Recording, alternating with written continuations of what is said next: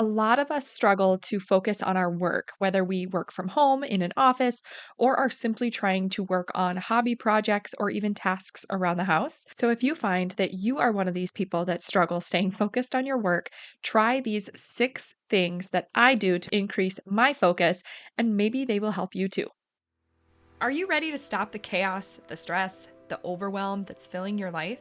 I'm Renae Matt, and together you and I are going to build simple routines that are going to change your life. When you put these habits into practice, you're going to be able to organize your life in a way where you can be there for your family, pay off your debt, save money, your house can stay organized, you don't have to stress about what's for dinner, and you still get time for yourself. So without further ado, let's get started. Welcome to the Routine Advantage Podcast. Staying focused on a task can be very challenging, especially if you have a squirrel brain where everything just comes at you. And it also makes a huge difference when you have a lot of responsibilities or a lot of things that are pulling for your attention. So, finding some sort of system or routine that you can use to get set up and to help you stay focused on the task at hand is pretty much life changing because then you can actually focus on what it is you need to do. You can focus your attention on that and you don't feel so scattered. Once it's done, you can move to the next thing and you will end up being a lot more productive and less stressed because you aren't going to be feeling like you are getting pulled in all different directions without actually accomplishing anything. So, I know if I don't do these 6 things, I tend to feel more scattered and I have a really hard time staying focused. So they helped me a ton. And it took some time and some tweaking for me to get these 6 things in order. But when I figured out what worked well, I started to just kind of stack them and do these repeatedly. And I have found that when I do them, I am much more focused and I can get a lot more done in a short amount of time. So these are the things that work for me. If they don't work for you, that's okay. Just keep tweaking them and finding what does work for you. And maybe you will find 6 different ones. Maybe you'll find that, 4 of these work for you, but you only need those 4, or maybe you need a few other things that I didn't include, but that's kind of the benefit of being able to create your own routine or system is that you can start with kind of a base and then you can test it and you can tweak it and you can make it work for you the best that you can. So, here are my 6 things that I do to increase my focus, but you can use these however you need to. And you can use them for whatever situation you need to, too. I typically am using this when I am working, whether it is working my full time job, I work at a desk, or working on my business. This is kind of what I go through, but you could use it in any situation. If you're a stay at home mom and you're working on tasks at home, if you are working on hobbies, whatever works for you, these will all pretty much apply to help you to increase your focus. So, number one, the first thing that you want to do is you clear your workspace. And this can be, again, the room that you are in. It could be a desk, it could be your countertops, it could be resetting the dishes if you are doing something in the kitchen. Whatever it is, clear your workspace. When you work in a clean space and a clean situation, it is so much easier to stay focused and not get distracted. If I am in my office, so my office is actually my office for my full-time job, and then I have a second desk for my business, and then we also have the guest bed because this is the guest room. So this is a very multi-purpose room, and it's a pretty small room. So there's a lot in here. It has to stay organized, it has to stay tidy because it can get very overwhelming very quickly. Because we have a small house, this is also the room that I keep all of my clothes, so it's actually also my closet. So there are a lot of different things happening in here. Don't worry that the clothes are in a closet. But our closet in our room is just too small. So that's where my husband's clothes are. But this room that I'm in the office or the guest room, it can get very overwhelming very quickly if I don't keep up with it. So if it starts to get a little bit of a mess because I'm dropping things in here or I tried on some outfits and I didn't put them away right away, things like that can start piling up, and when it's messy like that, I just can't focus as well. So I have to take just a couple of minutes, put everything away, clear off my desk, make sure everything is situated and organized, because then I know I can sit down in a clean space and I can focus so much better. So that is super important, is wherever you are, make sure you are clearing your workspace. A lot of times it only takes a couple of minutes. And if you have a lot of clutter, this is a good time to go back into the other episodes and look at the clutter episodes and how to declutter and just take it one step at a time. If you need to go back into those, you can actually go and join our Facebook community. We have in that community, pinned at the top of the group, is a podcast library. And it is a spreadsheet that has all of our episodes. And then you can search keywords. So if you need to search declutter, then you can do that. And then it highlights all of those episodes for you. So you don't have to go and scroll and try and find those in your podcast app unless you want to. But it's easy for you to search for them there if you would like. So you can join us in our Facebook community by going to facebook.com/groups/the routine advantage community. You can also find a link for that in the show notes, along with other links for how to contact us on different things. Okay, second thing that we have for staying focused is to remove distractions. This one, sometimes you can't remove all distractions, but you can do the best that you can. So this could be earbuds. If you're listening to anything, get them out of your ears. If you are doing any, or if you're around any unnecessary noise, like you've got a TV in the background, or you've got something playing on the radio downstairs, or whatever it is, try and remove those unnecessary distractions, or unnecessary noise. You also will want to turn your phone off, turn notifications off, get those pings and everything that will pull you from what you're working on, and get those shut down, whether it is on your computer or on your phone. Even my work email, my email notifications are off because I will get the little bubble on my computer for my work computer because I obviously have to respond to emails. But I turned off the dings and all of the pop ups and stuff. I have a really great boss that is like, yes, just do your work and you get to it. Like, I'll contact you if something important comes up a different way. And he's really good about that. So you obviously have to do what works best in your work situation. But the, focus of getting rid of those distractions allows you to really, like, zone in on what you're working on. Once you're done with that, then go check your email. So have that, bounce where you can go between, but only when you're ready, not just because it's pinging you and telling you you have something and then pulling you away from what you're doing. You will get so much more done if you finish what you're doing and then go check email afterwards, catch up on that, and then go to your next project again. The other thing that you could do is, like, a lot of times, kids might be your distraction if you are a mom, or a dad, I guess, if you're listening. If that is a distraction, then think about ways that you could set them up with some activities or do something that they could be entertained and you can still focus on your work. So even if they're right in front of you, see if they have, some books or some new toys that they can play with, hopefully quietly if they're at that age, but that they can do, that they're excited about, that they can work on. It's their time to do that while you focus in on your time, and then see if that is an option. Another distraction, a huge distraction, is your phone. So if you need to put your phone aside where it's not within arm's reach, then that is something that you will need to determine. If that's the case, then go ahead and do that. But we want to remove any distractions possible. The third thing that you'd want to do, or that I do, is I set up for less procrastination, because a lot of times if I'm not focused, I'm getting pulled in all different directions, but I'm also procrastinating because I don't have the clarity on what I'm going to do. I'm sitting in a mess if that's the case, and I just procrastinate. I don't want to do the work.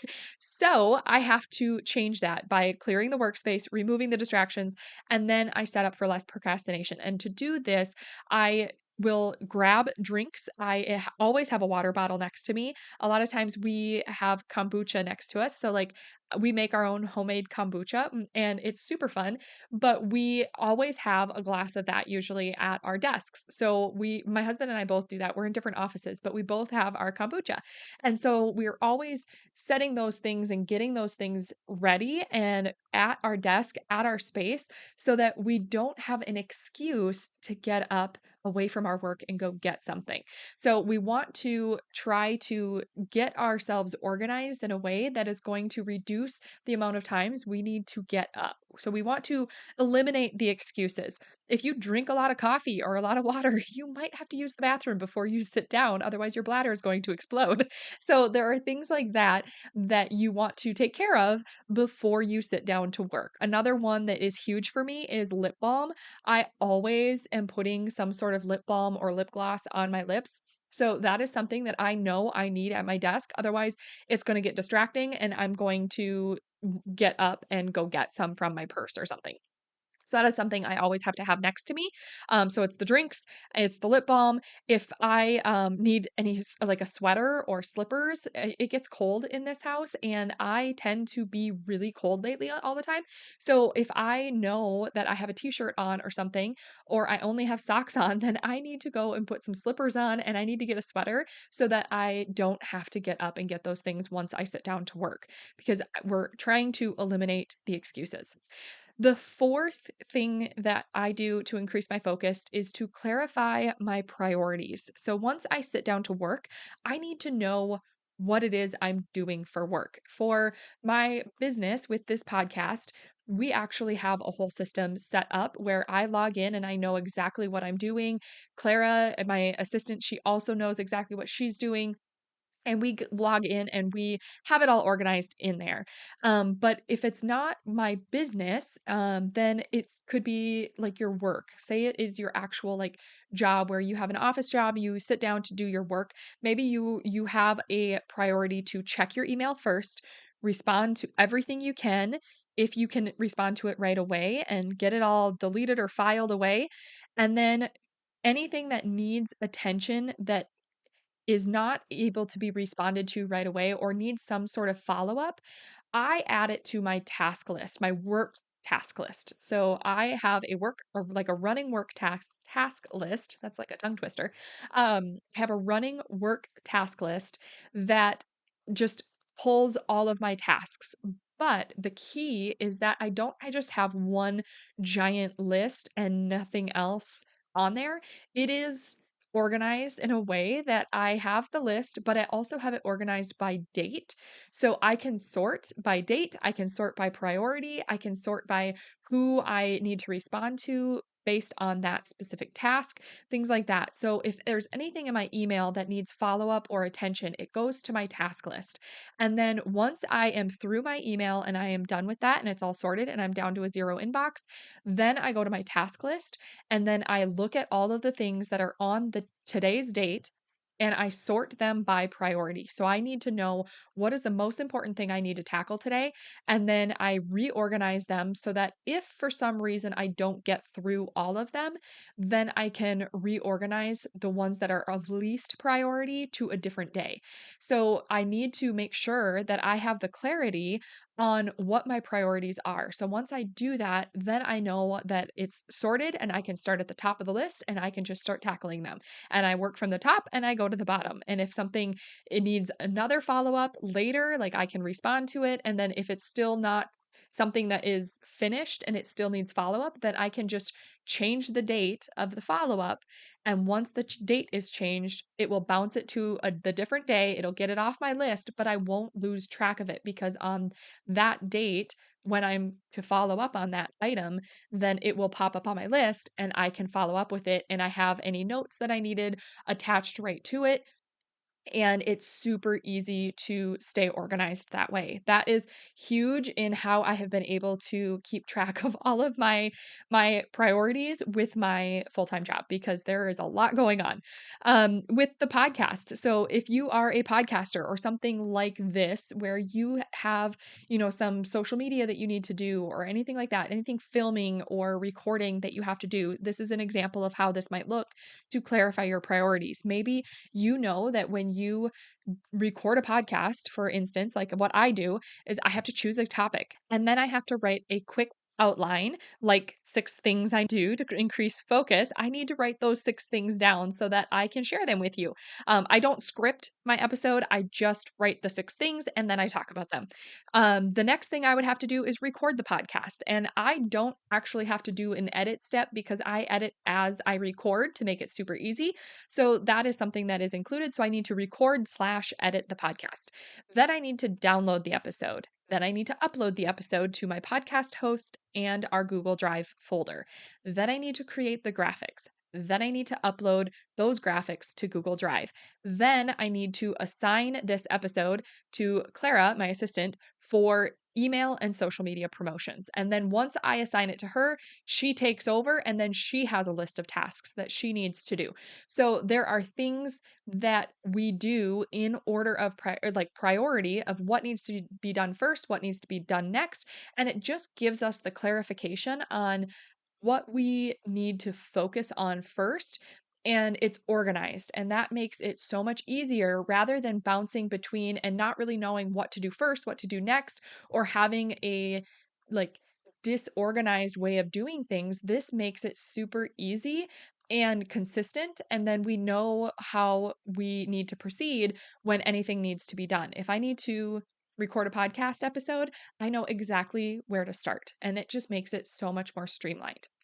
But you can do this in any situation, even if it's making dinner, if it's, if you're a seamstress and you are starting a sewing project, there are going to be steps that you do in order. And to just kind of and write those down and clarify some steps, it just makes it easier to know where to begin and what to do first. Like that just, it takes the guesswork out of it and it helps you focus on one thing at a time.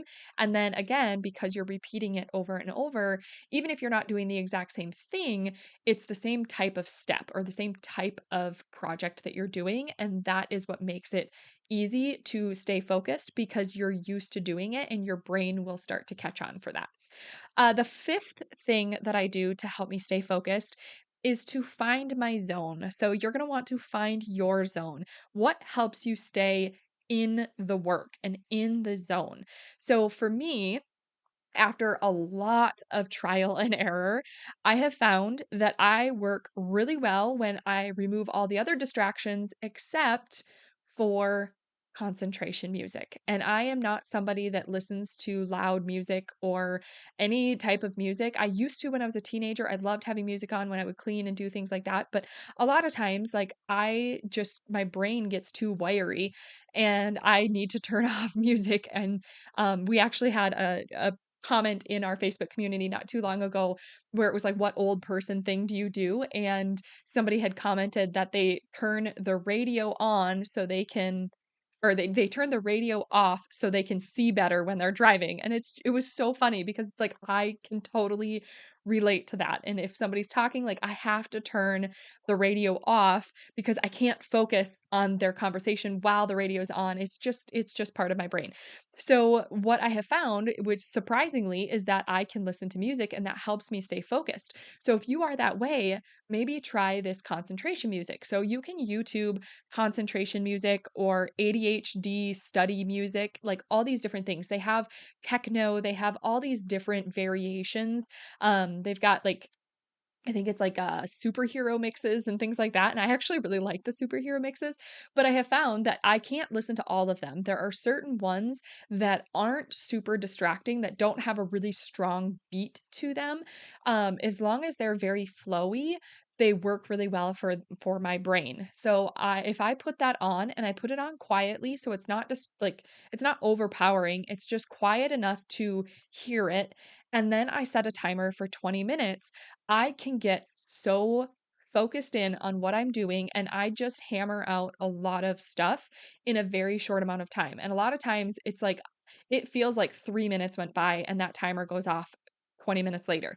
So I know that I was totally in the zone and then I can decide at that point, do I need to get up and take a break or do I need to set the timer for 20 more minutes? And I do the same thing and I set it for 20 minutes and I get back into the work and I keep doing that. And if I can repeat that over a few times, it helps me to stay in the work for a decent chunk of time. And then at some point, like it's healthy to get up and move around. So then you know that okay, it's time to take a break. You can get up, get some water, use the bathroom, go grab a snack or get lunch or whatever, and then come back and you can do the same thing and get really focused in the work again and start the timer and set your music again. So it's just things like that. Find what really puts you in the zone. Maybe it's the same thing. Maybe it's a timer and this concentration music. Maybe it's a specific song that you really like. I have them bookmarked because I know if I find one that really helps me stay in the zone, I bookmark it. And the other ones I just don't because they're not helpful and I start getting distracted. So find what works for you, and maybe it's not any of these things. Maybe it's something completely different. But if it works for you, try doing that when you really need to get in the zone and focus on what you're doing, and that can become your kind of focus zone. All right, the sixth and last thing that I have on this list that I do to increase my focus is to focus on healthy habits that support increased focus. And this one isn't necessarily a step when you're sitting down to do the work, but it's prior to that. And these I had to include because they make such a big difference for me. So, staying hydrated, having a good intake of water is incredibly important. I know that if I am not drinking enough water, it will affect how well I focus on my work. So, staying hydrated is incredibly important. Movement, that is also important. I walk every morning with our dog, and that is so good for me. And I know that it helps to kind of boost my energy levels right away in the morning before I sit down to work. There are times where Tony and we swap because my husband does his evening walk and I do his morning walk. Our dogs, not my husband's. But, I do the morning walk and he does the evening walk, and sometimes we swap because of our schedules, and I'll do the evening and he'll take my morning. And that's just how we do it. So there are occasionally times where I don't do the morning walk and I can feel it. Like my whole day just goes differently. So I know that that morning walk is so beneficial for me. And even getting movement throughout the day is also beneficial. The other thing is your food. This one is so important because if I have too much like sugar, I know that the next day I am not going to be very productive because I am going to have such brain fog and I know that I'm not going to have very much focus or I'm going to struggle to be focused. That's just the way it works because that sugar, my body does not process it well. So I know that I need to limit sugar if I want increased focus for the week or the day, even like the next day. It's also increasing veggies and protein. And like if you're wanting those carbs, do like whole fruits, things like that, rather than like the processed things. Having whole foods as much as possible is a huge factor in me staying more focused on what I'm working on. So if that is something, if you find that you are eating a lot of processed foods and you're getting a lot of brain fog, just try eating more whole foods and seeing how your focus abilities work because that is huge for me, especially the increased sugar intake. So if I reduce sugar, I am so much better with brain fog and focus. And also, like, if you have any supplements that help, like, supplements can help a ton in supporting different areas of your body that also help increase your focus too. So, I'm not going to list any of those because I don't know exactly which ones that you should take, and that is not my area of expertise. So, I will leave that one out. But there are a lot of resources out there to help you on finding which supplements would be best for you. But, like, even just focusing on the whole foods is huge in being able to help with this. So, those are my 6 things that I do to increase my focus. I hope they were super helpful. I hope you thought of something and kind of spurred some inspiration for you to try something or to tweak something you're already doing to make it even more fruitful in being able to sit and work and focus in on what you're working on. I will recap those really quickly for you. Number one is clear your workspace. Number two is to remove any distractions and unnecessary noise. Number three is to set yourself up for less procrastination. This is where you eliminate your excuses and you set up your water, drinks, anything like that that you need. Just set yourself up for less procrastination. Number four is to clarify your priorities. Have a system to organize what you need to work on. Number five is to find your zone. This is where you're going to want to experiment and find what you can do to stay really in your work zone and be able to focus really well. And that might take some testing and tweaking, but you can find it.